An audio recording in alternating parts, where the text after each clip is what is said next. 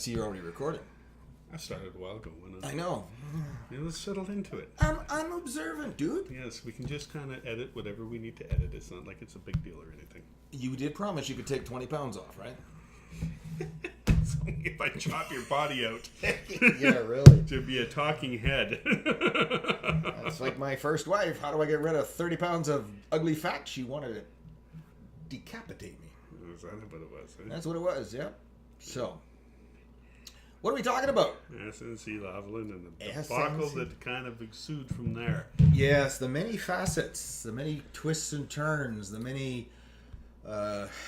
unending story.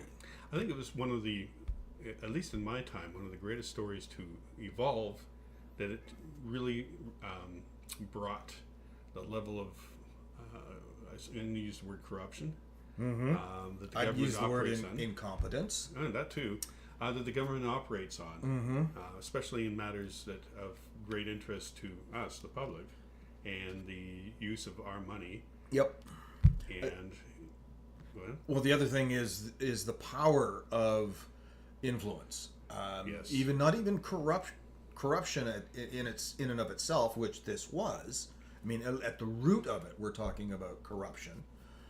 But it's then the influence that has been exerted on our government and our government officials and the laws of our land to try to acquiesce to that corruption. absolutely. So this is what's really frustrating me with this whole event.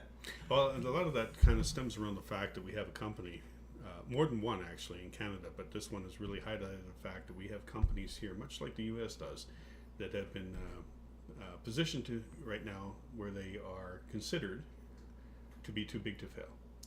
And as a company becomes considered to be too big to fail, you are literally in a position where a corporation has the power to blackmail government and the people of Canada to get their way. Yes. And force our hand to acquiesce to their demands. Mm-hmm. And you've talked about it before over coffee when we've met about the fact that there should be no companies that are too big to fail.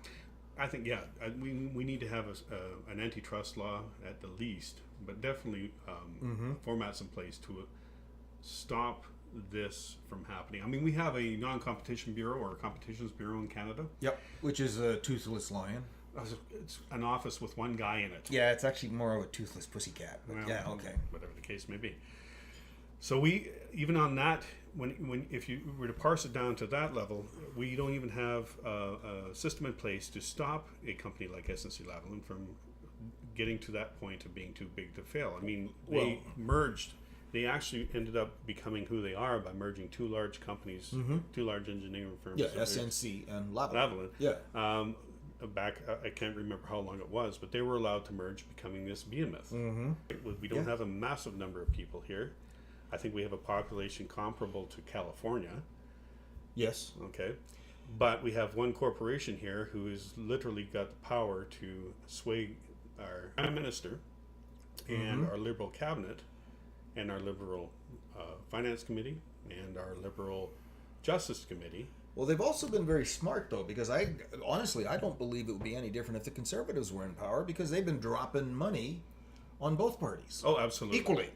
Yes. So they know that parties are desperate for cash at all times. Well, see, yes, totally agree with you on that. And because of that, and even though the laws say that you cannot contribute over and above a certain amount, they have found ways of getting around that. Circumventing it, yes. Yeah, and this is the other thing that SNC-Lavalin seems to have a culture of corruption. And even though today they're talking about, oh no, we've cleaned it up, we're good, this is why we need this Deferred Prosecution Agreement, that we're golden boys now. Which is basically the same thing they said when they got caught with on a public contract with was it McGill University? McGill University right. Hospital Center, yes. $1.3 billion project. They got caught bribing certain people. Quebec officials, yes. Quebec officials. I believe the former CEO ended up getting like 24 months or something like that. House arrest, yeah. House arrest. Well, he was convicted nonetheless. Yeah. And a few other people were called to task on that. So, yes, okay. I'm sure they said the same thing after that happened. Hey, we've cleaned up our house. Nothing here to see. And nothing's going to happen like that again. Right. Give us a slap on the hands. We'll pay you a fine and carry on. Let's put this into context for the listener. We're actually going back quite a ways, several years, and the origins of this is the Libya. Yes. At a time when Muammar Gaddafi was still alive and running the country, and they were building major energy projects for the country. Right. They were bidding on these contracts and they were bribing local officials, which unfortunately in that industry, in all countries, in that area, well, particularly in that area, bribery is a given. It's part of life. It's part of life. It's if you did not bribe, you would not be allowed to. You wouldn't win the contracts. So SNC-Lavalin bribes the officials, wins the contract, and then in Canada we have this law that says even countries who are operating outside of our Canadian jurisdiction cannot participate in corrupt ventures, or they can be charged within Canadian laws within the boundaries of Canada. Right. Which is where SNC-Lavalin fell with this Libya issue. What was it, 2015, the shit hit the fan on this one? I believe that's when the court case was started. Anyway. Right. And again, this is not new for SNC-Lavalin. This is a history of what they've been doing. Mm-hmm. But now we jump forward. They know they've been caught. The RCMP and the other, was it a Quebec prosecution arm, who both were grossly underfunded, which seems to be another angle of the story that we need to cover off eventually. Yes. Both of those were pretty obvious that SNC-Lavalin was going down. What did SNC-Lavalin do at that point to try to circumvent, again, in another corrupt way, this whole operation? Well, Deferred Prosecution Agreement. This is something that was bandied around a lot down in the U.S. when the financial crisis happened. And I would imagine that a lot of people don't realize that this didn't exist in Canada until the omnibus bill was passed for the budget in March of 2018. Okay, now what's an omnibus bill? Overly bloated piece of legislation that does not allow for any sort of input from the public or the normal parliamentary procedures that would normally happen when you're introducing bill or a series of bills that had to deal with certain aspects of the previous operation of Canada. The previous Harper government started this game, yes, became masters at it, and what they do is they hide pieces of legislation that might be controversial that they want to get through without a lot of issues around them. A lot of oversight, period. Yes. So in a 600-page budget document, yes, this law made up one page, and it was slipped in at about, page 300 or page 400, somewhere in there. Yeah. When it got to Senate, and our illustrious and sometimes awake senators actually read through it, they had no idea what this bill even was. Yes, actually, people on the finance or the Liberal Finance Committee, a lot of them weren't even aware that was put in there. Mm-hmm. So it was a big mystery to everybody but the PM's office. And you know who brought that piece of legislation to the Liberals? Yes, it was the PM's office. No, it was SNC-Lavalin. Oh no, they lobbied. They lobbied the PM's office directly to include and heatedly yes, to get this law put in there because they knew they were going to go down. So we're talking influence peddling, possible bribery with political donations, which are illegal. Yes, that's possible. We really don't have any way of we have no way of actually proving that, but all anecdotal evidence seems to point that way. Yes, the connections are very fierce between the board of directors and the board of SNC-Lavalin mm-hmm, and the Liberal government. And the Liberal government, yes. So, so now we have this Deferred Prosecution Agreement in place, which would basically allow the government to say, yes, you are guilty, but you're so big and you're so nice that we don't want to actually impede your ability to operate. So we're going to give you a fine, slap you on the wrist, and say, continue to operate. Well, that's in SNC-Lavalin's case. It's also there in circumstances where you may have had a company that's a good functioning company that hasn't had any kind of previous let's say, Criminal record? fiddling with the gray areas of the law. So they don't have a record of any other misdeeds in their past history, and something comes up because they might have had somebody within the organization to decide to push the edge of the envelope, did something illegal, and they got caught. So in situations where you're looking at, well, it was a bad egg, it was a one-time thing, literally a one-time thing that they've been caught. I can see that the purpose of having a deferred prosecution agreement in that sort of circumstance, because in that area you could be penalizing a company that had a great corporate track record for the misdeeds of a particular individual or a couple of individuals who have done something illegal. Okay. Now they should be held accountable. They should. That individual should be held accountable. Yes, but the company pays a fine. They get to clean up their act. They get to move on. Yes. SNC-Lavalin is not that set of circumstances. No. So they are using their bloated power, the rather large workforce, as a bribery tool. It's basically coming straight out and saying, look, we're going to have to lay off a bunch of people. We're going to move to England. We're going to move to London. By the way, London has a worse problem with this sort of scenario with public money and graft, and so SNC-Lavalin would be a great fit. They'd fit right in. Absolutely, it's perfect for them because this is business as usual. We'll just move from Canada and go. Makes you wonder why Conrad Black ever came back.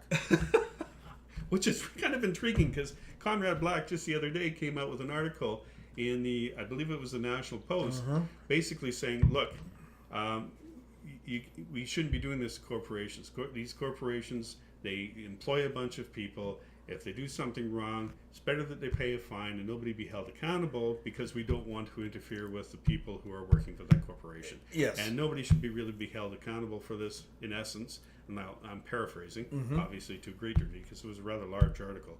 But in essence, he's saying nobody should be held accountable. It's the way business is done. If they got caught, oh, well, then they got caught. Oh, well, let's pay that fine. Let's not hurt the people who are working for that company. That just leads to a situation where you're opening the floodgates for everybody and anybody to start using graft. And who's to say that's not really happening, but using graft in order to make as a mechanism as a business model. And this is how my mindset has evolved. When I initially started thinking about this, I was thinking, well, how can we hold SNC-Lavalin accountable to Canadian standards when they're operating in Libya?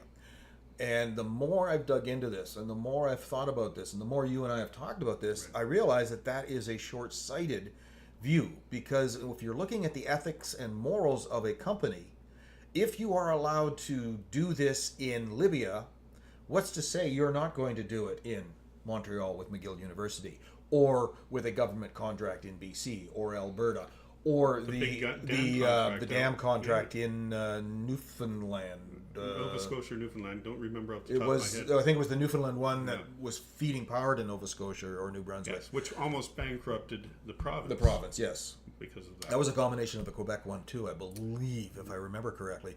But the key here is that if you must use unethical practices to win contracts overseas, maybe it's not worthy to get those dollars. It's not profit at all cost. It's not profit above all else. We have to have a level of ethical standard within our society and stand up and say, this is not right. Which is why I believe the RCMP and that Quebec prosecutor were correct in going after the company. For 4 years. For 4 years, yes. Yeah. And now... You've got to remember, besides all that, and you have very valid points all across the board there is law in place that says you're not allowed to do that. Yes. Plain and simple. The law is there. It's not a mystery.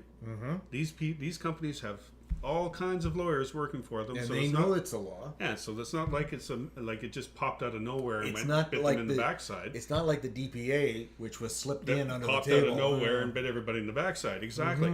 It's very clear what the law in Canada is for a company that operates in Canada. And so they literally just went, we're going to do this anyway because there's a profit motive here. We're going to break the law in Canada. And once we get caught, now because we got caught, who knows how many other times this may or may not have happened. But now that we got caught, we got to protect ourselves because things can get really, really bad. Mm-hmm. Yep. And this is where the whole project or the whole issue becomes even muddier. Because now, once the DPA was in, what's the word I'm looking for? It was passed, it became law. Yes. It was part of our legal way. Which surprisingly gets referred to like it's been there for ages. And it hasn't been. It's been there for less than a year, I believe. Yes, even Michael Wernick was referring to it in that taped phone call like it had been around forever. Yeah. So now we have a situation where the government has slipped this through, and now they're saying, but the Attorney General and the Solicitor General, Jody Wilson-Raybould, can make a decision on her own, and yet on whether or not SNC-Lavalin should be prosecuted. Mm-hmm. Oh, she But could then give an opinion. She could give an opinion, but then all of a sudden, pressure starts to build on Jody Wilson-Raybould to follow the DPA or to issue a DPA for SNC-Lavalin in this case. Which all started somewhere in the range of around September of last year. So literally just a few months after that DPA was slid in. Yep. The pressure was starting to mount, I guess, on SNC-Lavalin with regards to the Quebec prosecutor and the RCMP, and they're like, all right, we really need to start this trigger. So Justin Trudeau, the more I hear about this individual, this is really sad because I actually really supported what they were about, because they went in there with the idea that we're going to change the electoral process. We're going to make an attempt to get money out of politics. Yes. So they got a majority government. Whether that was the reason they ended up with a majority government or not, that was the reason I felt comfortable with them. As part of it was that the previous Conservative government were assholes. But. Well, that too. Once they got the full reins, they really went and ran with it. But the Liberals aren't doing anything different this time around either. No, it seems majority government seemed to be a non-productive for the Canadian people. Yeah, minority governments seem to be the best way to operate this country, because at least the two parties that tend to have the most support at this point in time kind of balance each other out. Right. At that point. Well, we got far afield. Anyway, so we tend to stray. Yeah. So the spoiled little rich kid who ended up playing on his father's name and became premier of the Liberal government and ended up getting in there without any previous political experience whatsoever, starts really wants to get this thing done. So he starts. And why does he want to get this thing done? Because he's friends with SNC-Lavalin. He's got there's a lot of connections there, including his foundation. His foundation has one of the key players in SNC-Lavalin is one of the mentors in the foundation. Mm-hmm. So it's all. I mean, I guess at a certain level, when you're talking about larger corporations and political bodies, there's going to be a lot of crossing of paths there, because that's just kind of a normal course of business. There's a lot of incestuous operations that are going on. Well, yeah. Power is power, and power breeds power. And when you get to that point, if you still have money in politics, you can't really start dividing the lines between, or snipping the lines between these connections. Right. Now, unfortunately, I was a born skeptic, and I'm cynical at heart. So when I see these type, and I hear you talking about these types, I don't need a scientific program with all of the checks and balances to go and say, if it smells like a fish and it's rotten like a fish, it's a rotten fish. And that's what I think this whole situation is that, SNC-Lavalin put pressure on Trudeau. Trudeau then turns around and starts putting pressure on his internal people. Well, they lobbied hard. I don't know if there's so much pressure. It's just trying to get them on their side. Yeah. I really wonder how hard that lobbying really was. I would love to see what that lobbying entails. Yeah, exactly that. Is it just sitting over drinks in a cigar bar talking about it? I don't know. Is there money in envelopes being passed around? I do love the fact that this transparency law was brought in by the Liberal government in 2015 regarding paperwork. And now we can't find it. Yeah, and now the whole thing around it is, hey, you know what? There's no paperwork saying that any of this stuff happened. I mean, that's a great excuse when you limit your transparency to just the paperwork side of the equation. And we all know that when you're having a discussion about something, you tend to talk about it for 3 hours and then put a couple of sheets of paper together and say, well, here's the key points and away you Well, go. you and I have another podcast that we're going to be working on later around that whole issue of money, power, politics, lobbying. And the breakdowns, because it's No. it's absolutely insane. Once we've started looking into this, it's really, I was flabbergasted by how the whole process is set up. And let's get off that now. Okay, So, what we're talking about, though, is now the pressure. yeah. Or, September. okay, it goes As of from September, it goes roughly from September. lobbying by SNC-Lavalin to what we will now call the PMO's office is trying to influence a decision to get the PDA, a DPA, a Deferred Prosecution Agreement, in place for SNC-Lavalin. And Jody Wilson-Raybould, the Attorney General / Solicitor General, two distinct roles in Canada. I did not know that until we started digging into this. Right. And she says, no, they don't deserve it. That's right. There was And a lot that- of work done to this point. It seems like they've really crossed the line on this. And as of September, it seemed like it had gone quiet. Actually, I think it was December when they were. Well, It September started in September, they and started. it was December, just before the break happened. That Yeah. She figured everything was Everything done. was quiet. But she had, she was saying that there was more than 10 meetings regarding this whole issue. Multitude of phone calls. Yeah, the PM got involved. Michael Wernick got involved, which he really shouldn't have. He shouldn't have had nothing to do with this. Yeah, well, he's supposed to be an independent manager of the PMO and the Bureaucracy. the bureaucracy, not the government side of it. Yeah, So, private counselor is the guy who runs the government and affairs. Gerard Butts is nothing more than a personal assistant to the premier or the prime minister. Yeah, he was So what the also hell is he involved in doing? He's not an elected official. Why the hell is he setting policy? Well, and trying to influence trying policy. to influence. So, Anyway, I'm being yeah. part of the whole discussion. It's really not his place to be. Jody Wilson-Raybould's position was to be neutral. Mm-hmm. All right, it's not a liberal or conservative or an NDP or any kind of a decision. It was a decision based It's a legal on decision. what was best for Canada. Right. And that's the way she was supposed to approach it. She made her decision in December. Yep. PMO doesn't like it. And again, now we get this he said, she said, they said. And here's what I'm saying. All of a sudden in January, without any notice, Jody Wilson-Raybould gets pushed out of her dream job. Yes. And the PMO uses the excuse that Bison, Brighton Bison, the Easterner guy that quit. Actually, he was the only one who was supposed to be replaced. Yes, and then but it it ended ended up with being a this 5-person shuffle or cascading, something like yeah, that. the stupidity of our balanced cabinet. The ridiculous aspect of this was, and Veteran Affairs is an extraordinarily important post in Canada. Everybody can, nobody can deny that fact. Mm-hmm. But it is not the Attorney General and Solicitor General of Right. Canada. There is a vast difference, and it doesn't matter who you talk to, who except for Trudeau. It doesn't matter, or in his Liberal Party, it doesn't matter who you talk to. Everybody recognizes that the Attorney General of Canada is basically like one of the top posts that you can get in Canada. Next to the finance minister, Yeah. next to the solicitor. Yeah. No, because she was the solicitor general. Sorry, pardon me. However, don't forget, they didn't offer her that one first. No, that's right. They offered her Indigenous Affairs, which she couldn't take because of the fact that she, as she said, she spent her whole life fighting the Indian Act. How could she be put in a position now to have to implement it Yes. and support it? That's right. So they put her in a difficult position. Now, having said that, I have no disillusion or no illusion that if she became pissed off because of all of these moves and thought it was because of the SNC-Lavalin affair, whether it was or wasn't, let's put that on a parking lot for now. But if she felt slighted, that she didn't have it within herself to become a little bitchy and start to figure out ways of getting back at the PMO.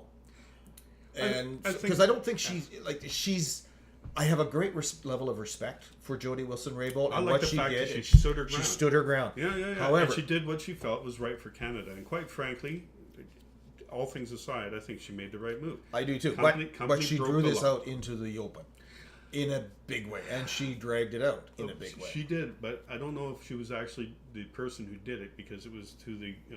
I give a lot of accolades to the Globe and Mail author who first broke. But somebody had to bring it to him, Yeah, well, there's anonymous sources, right? And we can't, you know what? I think we may be going far afield here because it's like True. I'm not going right. to say it was Jody Wilson-Raybould. No. I mean, you can line the ducks up in a row. It may look like that, regardless of the angle you're looking at it. But we really shouldn't be saying anything along that line because it's like, we're treading on a line that we have. We don't know. We don't know who the we don't know who the anonymous person was. Kudos to them. Whoever that person was, thank you very much. Absolutely. Because we need these kinds of whistleblowers to keep our bloody politicians in check. Otherwise, they would run amok. Which they have. They are. So now we're at a situation where Jody Wilson-Raybould has brought this to the forefront. Now the shit really hits the fan. Absolutely. And I'd like to go back to the whole pressure thing. It was interesting that Wernick went in front of the, I believe it was it a Finance or Justice Committee? It doesn't matter. He went in front of a parliamentary committee. Yeah, and he did the whole Liberal-dominated parliamentary committee. Yes, that's all they were. It was just Liberals. Yes. Let's be honest. And sat there and said, "Oh no, nothing happened. There was no pressure put on her. Nothing, everything was handled the way it was supposed to be handled." And Jody's sitting there going, well, look, the PM's getting involved, which he shouldn't have. It literally is putting him at risk because he poked his nose into this scenario. The very fact that he was trying to get Jody to reconsider this was stepping far outside the bounds of what he should be properly doing. Yeah. And it was, and she president was what's his title? The Privy Council president or president of the... Head of the Privy Council. Head of the Privy Council. Yes. We don't have presidents in Canada. No. Okay. Nothing like that. Nothing like that. We're not quite. We're more snobbish. We have. Okay. Sorry. No, let's. I digress. And we can take that far afield too if we really felt so inclined.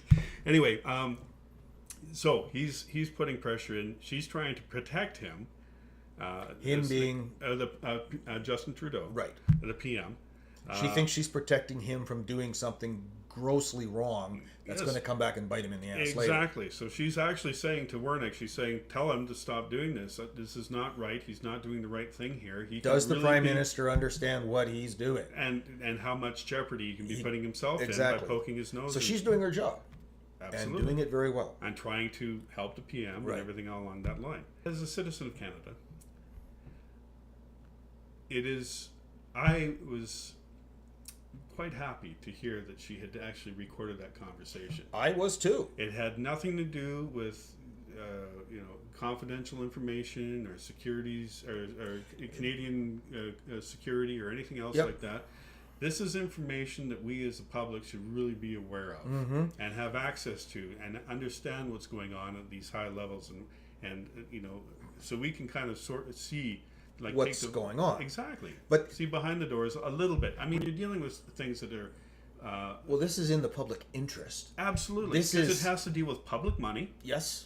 Public contracts.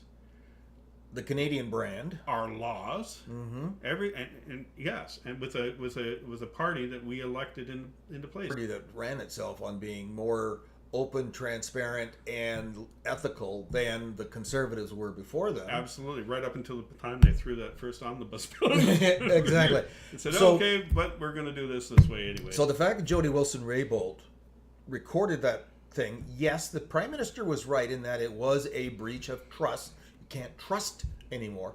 But I reverse that, and I look at it and I go, yeah, I don't blame Jody Wilson-Raybould for recording that contract or recording that call, because of the den of vipers that she was dealing with. Something about that is the fact that all these people were trying to influence her decision and they had no right to do so in the first place. Yes.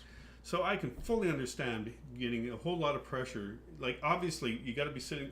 I can only imagine she was sitting there going, my God, what's going on here? Yeah, well, who's the next idiot that's going to call me and tell me I'm doing the wrong thing? Yeah, and I do love the fact that Gerald Butch just went, I'm going to resign around this whole issue. But nothing happened squirrely here. There. Well, he makes the perfect... I've talked to you about this before. He makes the perfect cutout. Yeah. Right? Yeah. He's been a longtime friend of Justin Trudeau's. He's politically connected up to Yang as a result of this.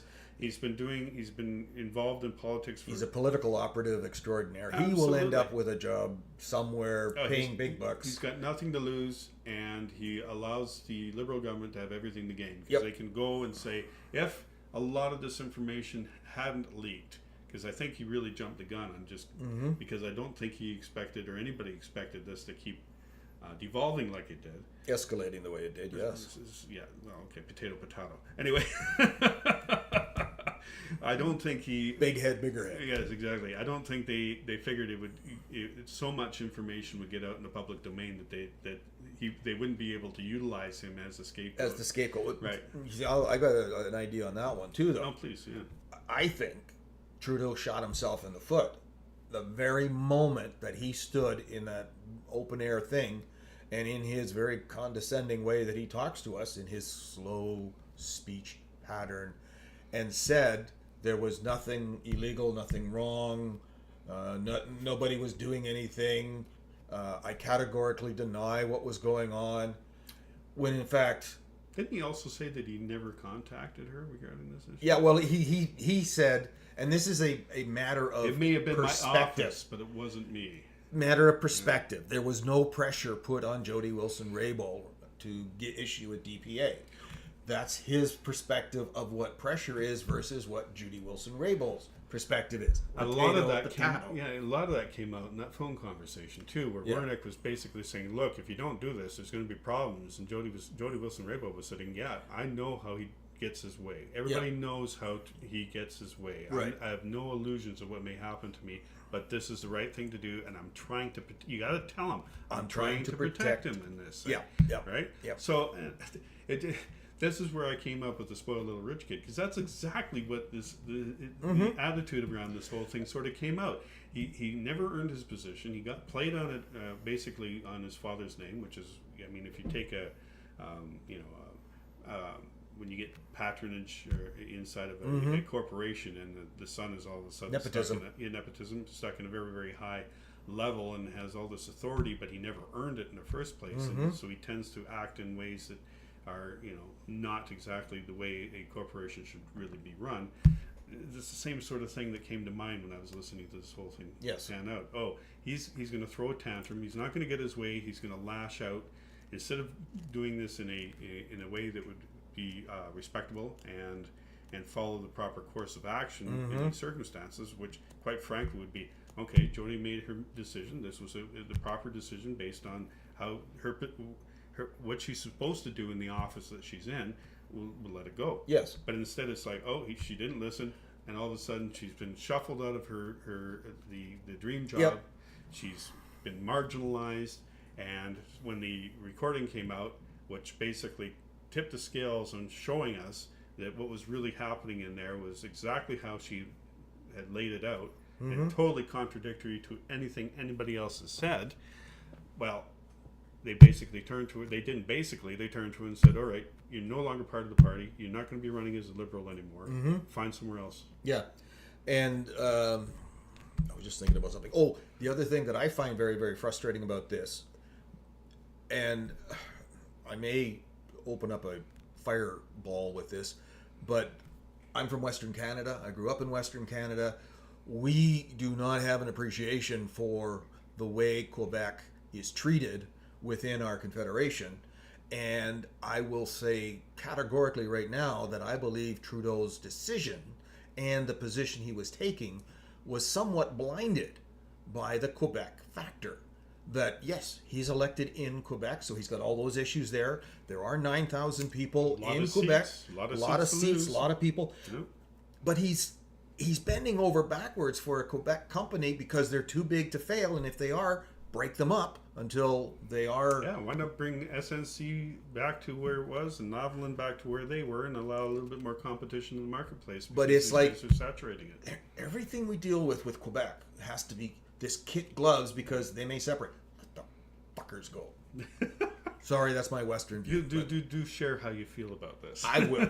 We'll have another talk on that one day. But anyways, maybe. So okay, we'll talk about that one. But it is that idea for me that Trudeau is using that Quebec card again to justify his actions. Well, to justify his actions and to hamstring the rest of Canada with a policy that is going to be detrimental.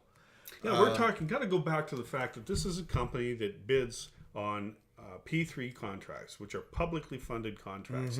Big publicly funded Yes, contracts. exactly that. Billions of dollars. Right. And there's so little competition in that marketplace because they got a couple of big heavy hitters. There was only 2 that bid on the $1.3 billion McGill project. That's right. Yep. Which is ludicrous. When it comes, obviously, we have The oligopoly has gotten two large series of companies that are restricting the marketplace so badly that they do not. Now there were other bids, but the only ones that really had any kind of ability to go forward with this were 2 big. Well, because they're the only 2 that are large enough to marshal all the resources and financing necessary to make some of these mega projects. And unfortunately, as a result of that, they've also totally restricted the marketplace. When you have large players, you have very little competition. Exactly. This brings my idea to a thing that you pointed out to me, is this article from a British Columbia news, culture, and solutions website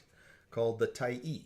TYEE. TYEE, yes. Independent newspaper. Yes. Publicly funded, has nothing, no corporate ties, no corporate interests. It is an excellent read. I would definitely go look them up. The TYEE.ca or .com, I can't remember.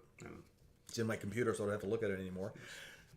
But they did quite an interesting, insightful article on this. And one of the pieces that became really enlightening for me, because we were talking about now, we've only got 2 companies who are capable. Is this the mechanism? The mechanism. Yeah, that resonated huge with me too. So let me bear with me while I read you several paragraphs from this report. And it is a long report. This comes out from about, a third of the way in. And he says, so because construction firms find stakes on big projects so high and dirty dealing so easy to do, they are more likely to bribe low-level officials with gifts and favors, bribe other firms, and use improper contributions to high-ranking officials intended to secure influence over policy, regulatory, and/or legislative decisions. Now remember, we started out talking Libya. However, SNC-Lavalin also did this in Quebec, as well as the Labrador power station. The dam. The dam, Yes. the power dam, the hydro dam. SNC-Lavalin was caught, and players were convicted for bribing public officials on the McGill project, and yet the project was not taken from them, and they had overbid the second, the other company that had bid on that by, I believe, is in the 60 million range. It is. It was incredible. And so we had another player who could have stepped in and continued that project, but they were allowed to keep that, probably for a number of reasons that we've already covered. And a couple of key players or key people who were caught up in that ended up getting their hands slapped, going to jail, getting fined, a couple of other things. Yeah. But house arrest with bracelets. Yeah, exactly. But the key point here is SNC did not lose the contract. No, they should have. But there wasn't. Absolutely. But who else do you give it to them? The other company. If they were able to pick it up partway through. If they can bid on it and underbid by 65 million and think they can get that project anyway, through, they could probably have picked it up and continued on. Going back to the mechanism, this whole idea was put together first by a Brazilian film director by the name of Jose Padilha, and he has a name for this kind of collusion and corruption. He calls it the mechanism. And believe me, it's not just in the construction industry. This goes on in other industries as well, pharmaceuticals, pesticides, farming, etc. Anytime you have big players that Big have money, So this exists. he calls it the mechanism, and he says it has no ideology, which is interesting. Right. So the conservatives, the left, the right, the liberals, It's all about who's in all power. about who's in power and who has the money. Left-wing parties and right-wing parties all succumb to the mechanism and solicit its favor. The mechanism works for itself and by itself. Companies that perform work for governments make political contribution and in turn win overpriced, like $65 million contracts, and then they milk it to the bone. A portion of that ill-got gain goes back to the political parties to fund the mechanism in the future. And it is a well-engineered wheel. Many Canadians are in denial about how powerful the mechanism works in our sputtering democracy, which I think is perfectly true. But it is alive and well and kicking whenever political parties fund overscheduled, overpriced construction projects with taxpayers' money. So we've got the mechanism in place in Canada. We've got a company now that is being threatened with a 10-year moratorium on bidding on those P3 contracts. This will be the second one. The second one, yeah. Because in 2013 they got nailed with one through the... the WHO. Yeah, exactly. Or the World Bank.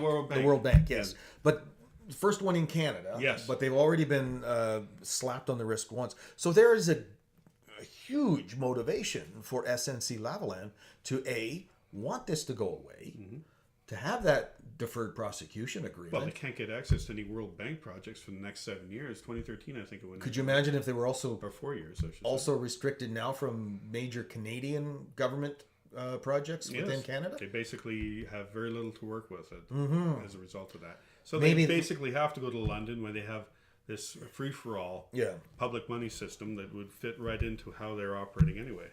So it just... Now, this is an interesting thing that I just thought about too. We've talked about this before. We have a large number of people working for this company. These people have very little say as to how the company goes about finding their contracts. Right. So as much... And I can understand when you take a look at this and say, well, these guys are all in jeopardy. Absolutely they are. It's an unfortunate set of circumstances that is happening. But if you do not end up holding the people at the top accountable, you are opening Pandora's box. Because if you let this happen with SNC, then every single company that's out there that is part of this mechanism that's been able to run under the radar, or take a look at it and go, well, if SNC is doing this and all they need to do is pay a fine, which is probably tax deductible in the grand scheme of things. I didn't even think about that because it is in the U.S. Yeah, in the U.S. and tax deductible. Quite possible. There's another thing we should probably look into. Quite possibly it could be tax deductible in Canada too. If you're a tax accountant out there, please let us know if that is tax deductible. Would love to hear about that one. Yeah.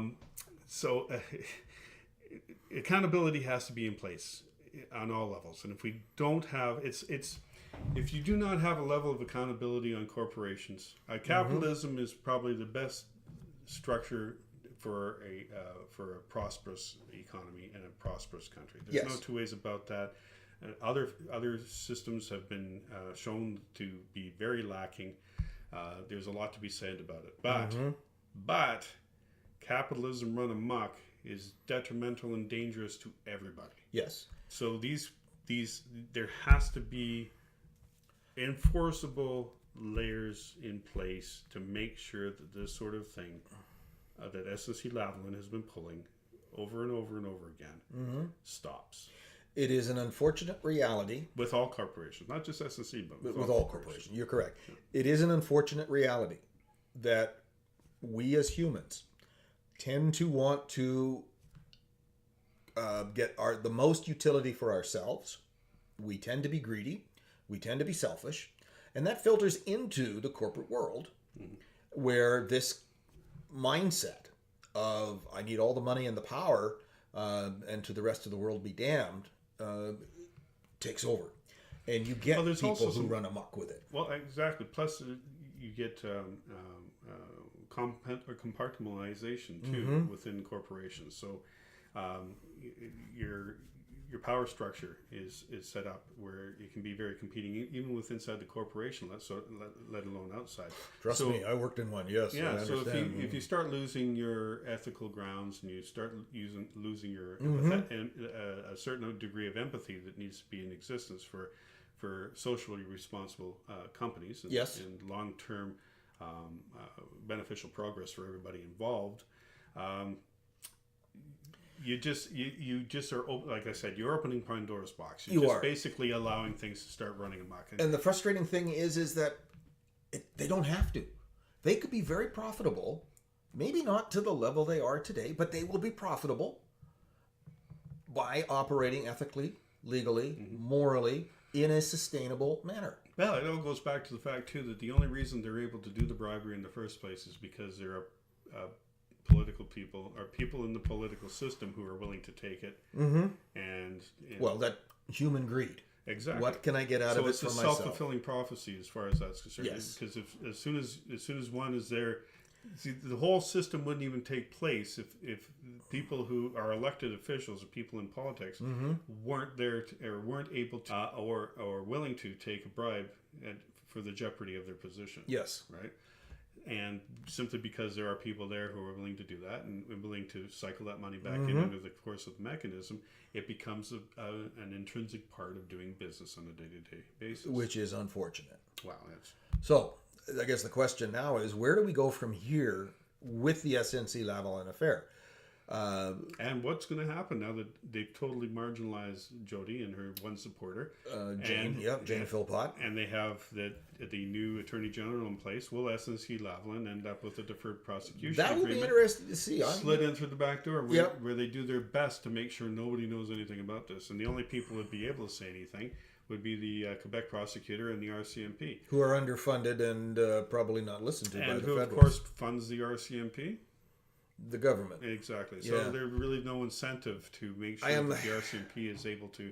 Actually, there's been a number of cases where the RCMP... It has taken so long for the RCMP to get information across because they are so badly underfunded to pursue... For these type of white-collar crimes. Yeah, to pursue the mechanism and the players within, that there's a lot of cases that simply get dropped. And they actually were able to put one together over the course of 4 years and with the Quebec prosecutor. They get it to the doorstep and probably freaked a bunch of people out that they are actually managed to be able to do it this time. And that includes politicians who are Yes. going, whoop! Yeah, and now panic ensues. Yeah, now I got to cover my ass. Yes, and now we have the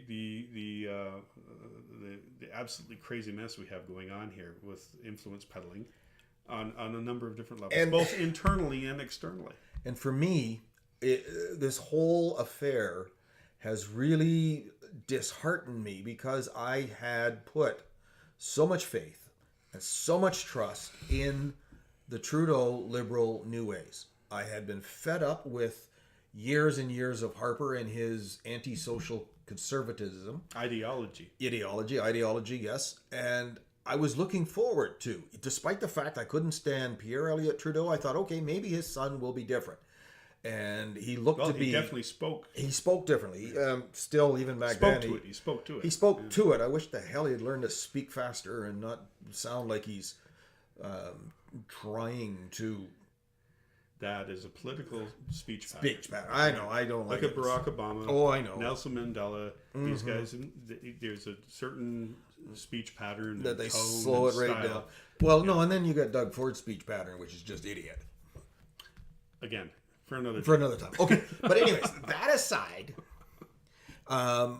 it has really taken the shine off of Mr. Trudeau. And I am going to be very hard-pressed to vote Liberal come next October. And now we're not trying to influence you one way or another. No, we as far aren't. as how you vote. How you vote is an intrinsic part of an individual.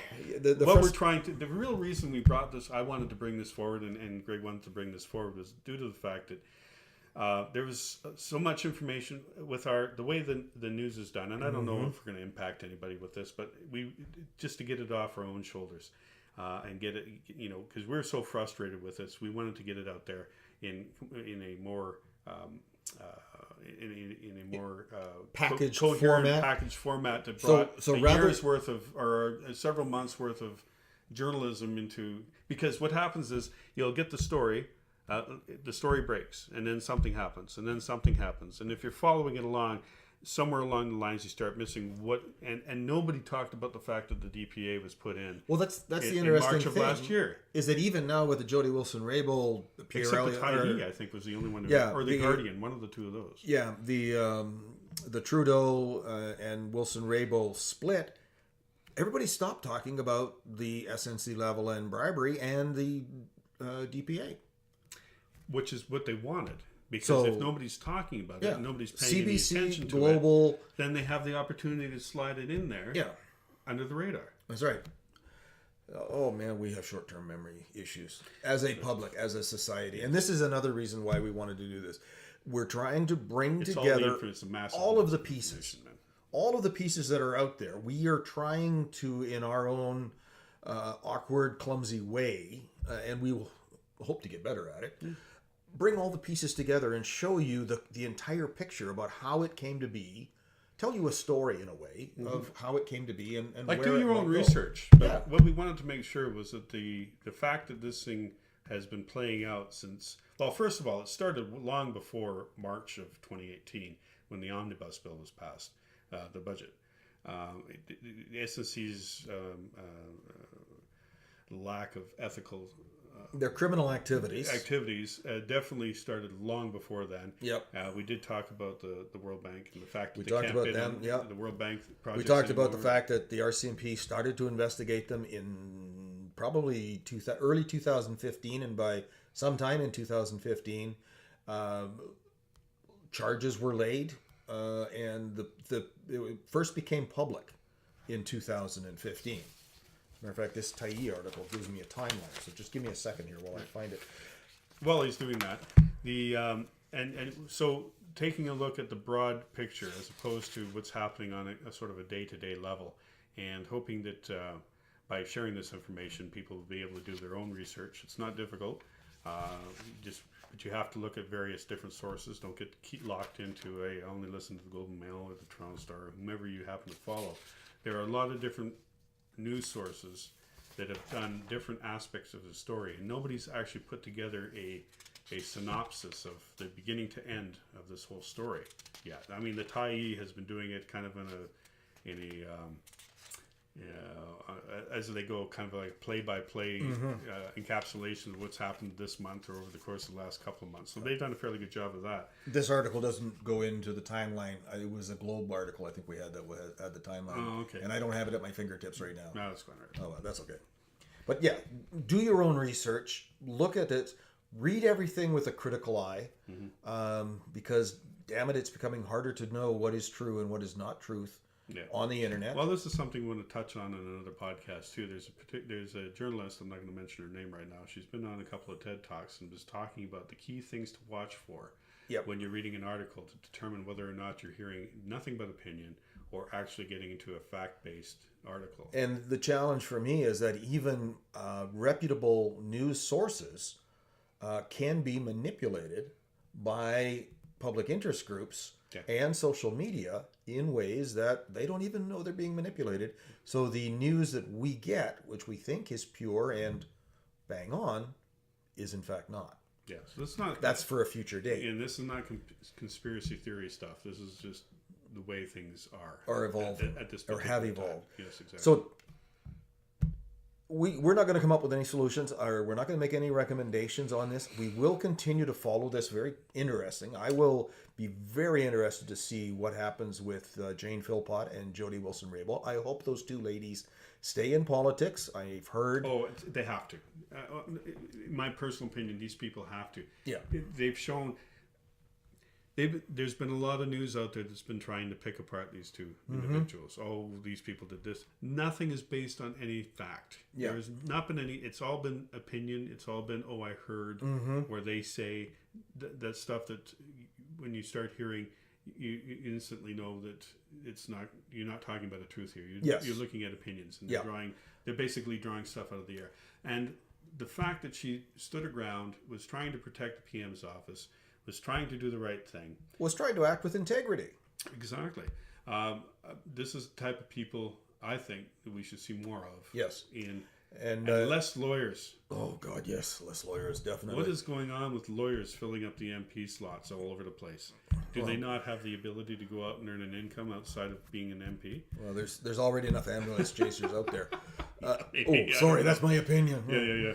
You know, what do you call a... They also have a bit, in knowing the law, they also know how to circumvent the law. Yeah, exactly. I have heard that both the NDP and the Green Party are now actively courting both ladies, and I hope she doesn't go for either of them. Go for the NDP. It would be interesting to see them line up with. Oh, now you're getting political. I know, I can't help myself, but I don't know. You know, I'm still not as green as some of their policies are a little woo, and some of everybody's policies are a little woo. Yeah, I mean, there's if you were to take a deep dive into the Conservative Party.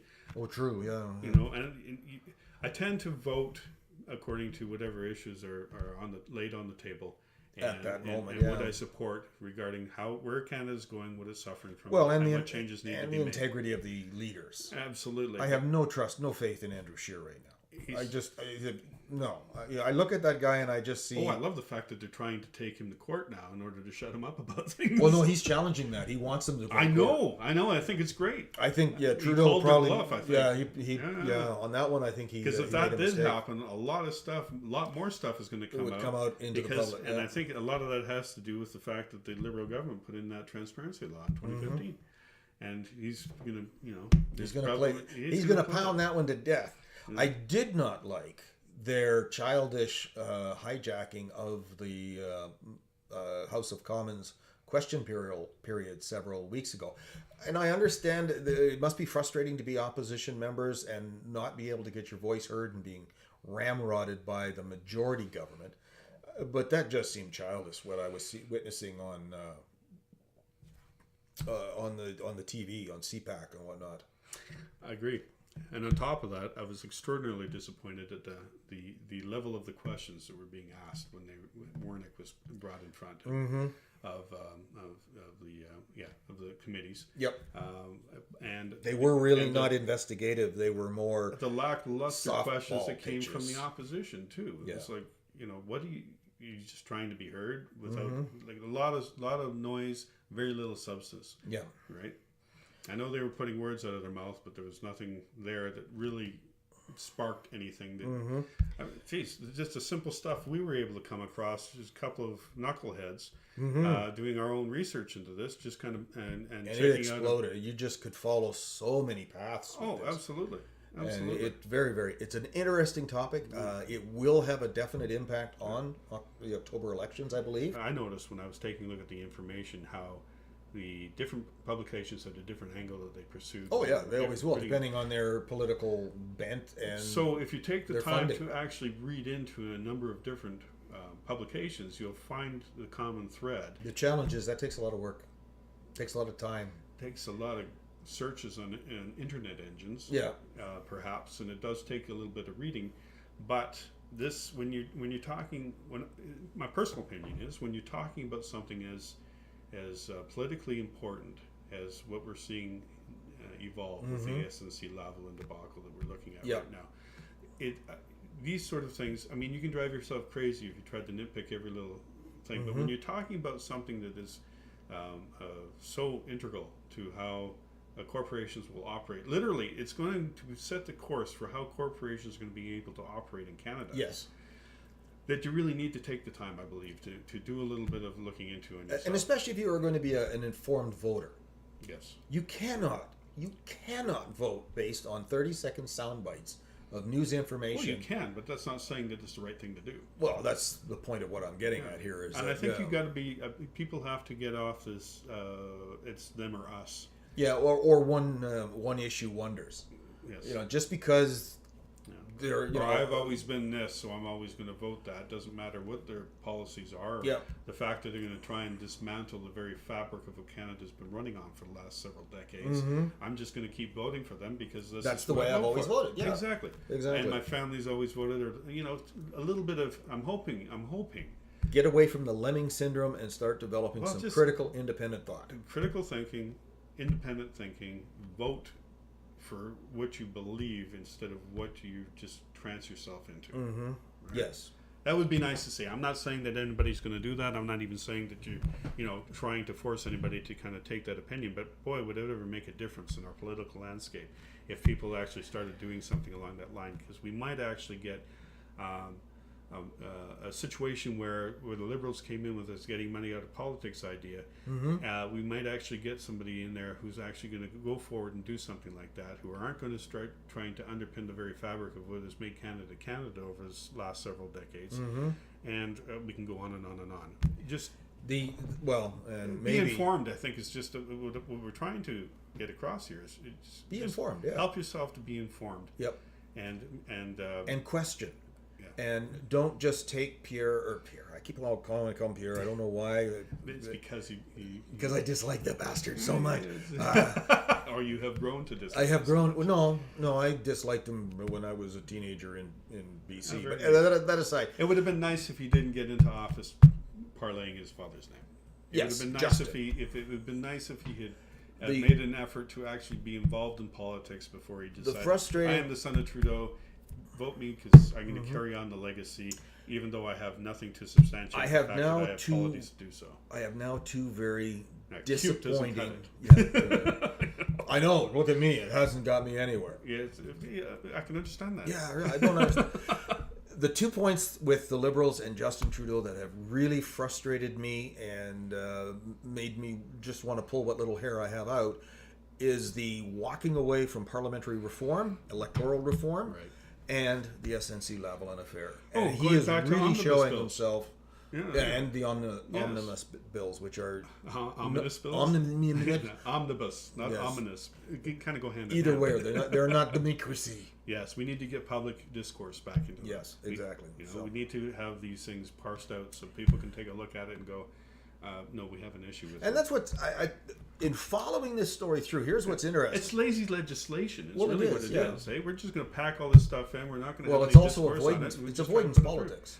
It's part of the problem with having a majority government is you get to do whatever the hell you please once you're in there. Well, Or it's also And you part have- of the problem with our government is that when our elected members get in, they lose their ability for independent thought and speech and become puppets of the party whip. Party hacks. It'd be- Party hacks. Yeah. So and as soon as you do something like Jody did, you're and ostracized. Exactly. You're no longer, and so much ostracized that you're no longer allowed to be a liberal in the liberal Now, caucus.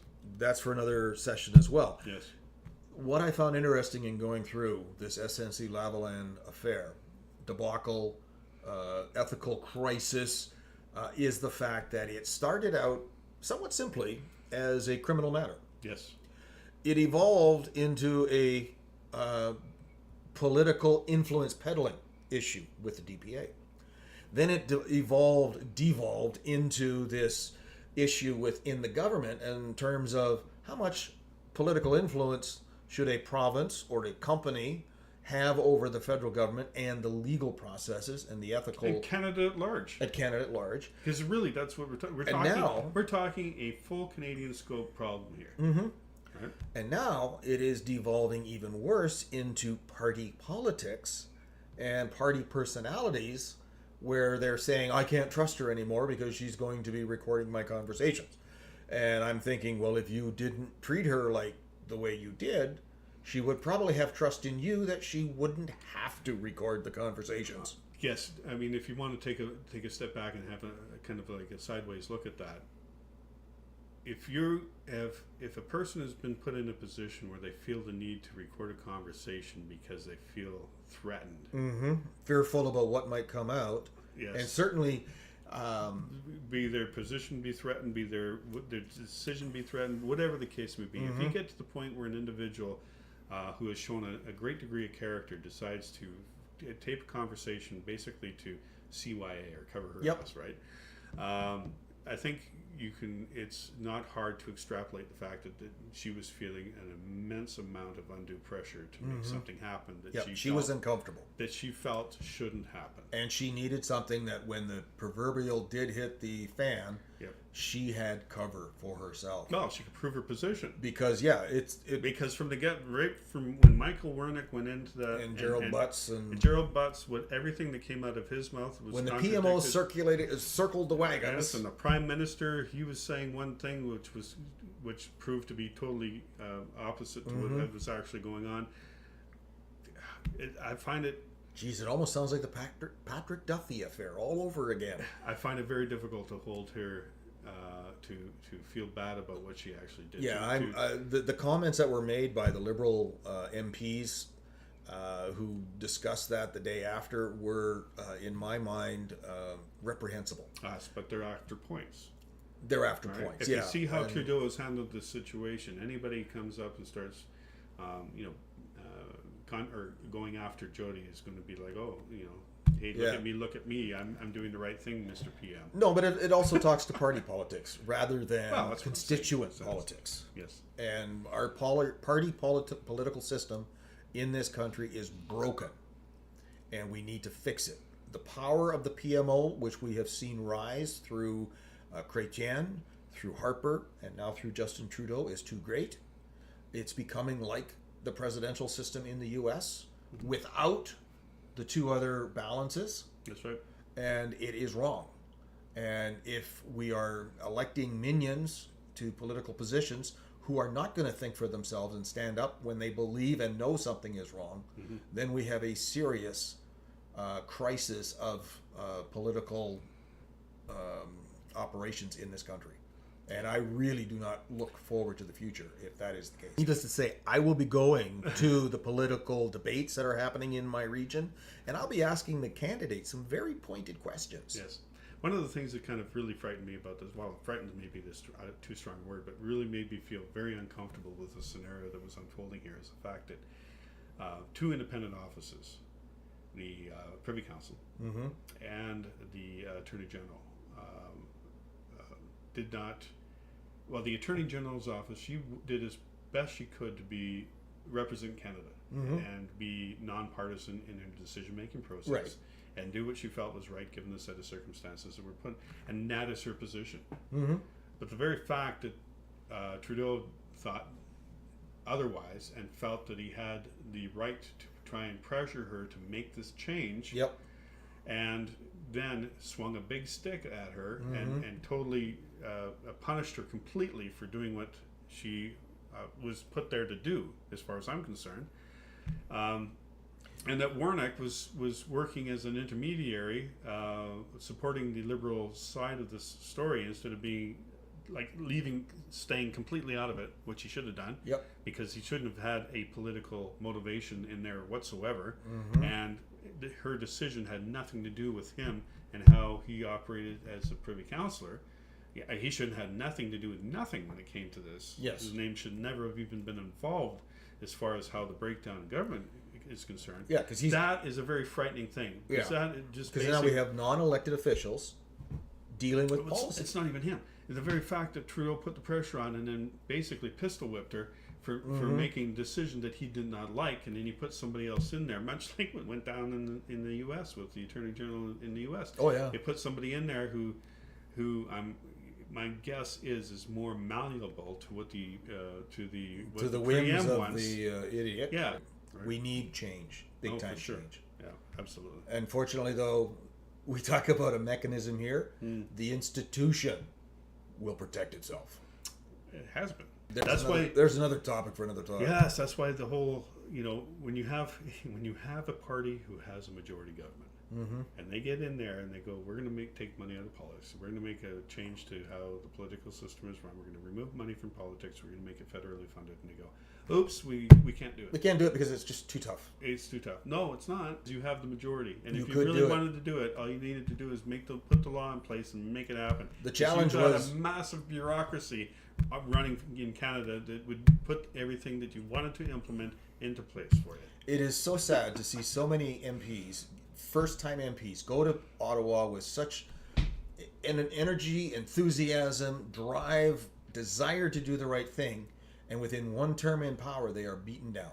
Yes. And the bureaucracy they ask useless questions when they're in cabinet. But no, it's not even that. It's not even the elected officials. It is the bureaucracy. It's the institution behind that political side I see what you're that beats them down. Yes. Now, there was something else I was going to say. Can't remember what the hell it was. Give me a moment. It'll come back to me. All right, we'll give you a moment. It's not back to me yet. Yeah, really. Okay. And it was a good point too. It was really going to make it hard. I'm sure you'll come to you as soon as we. Well, as soon as I close my eyes to go to sleep tonight, it'll come to me. No, I'm betting more along the lines when I turn this off. Oh yeah, definitely. But that's basically all I had to say. I don't have anything else to add. Yeah, there was a lot more in that, but you know what? We've hit the high points. I think it would take us 6 to 8 hours to cover the whole story. But the key points are this was a long-term evolving of a company who had a very questionable ethical and moral approach to doing business, which supplemented political parties and allowed them to continue to operate in that structure.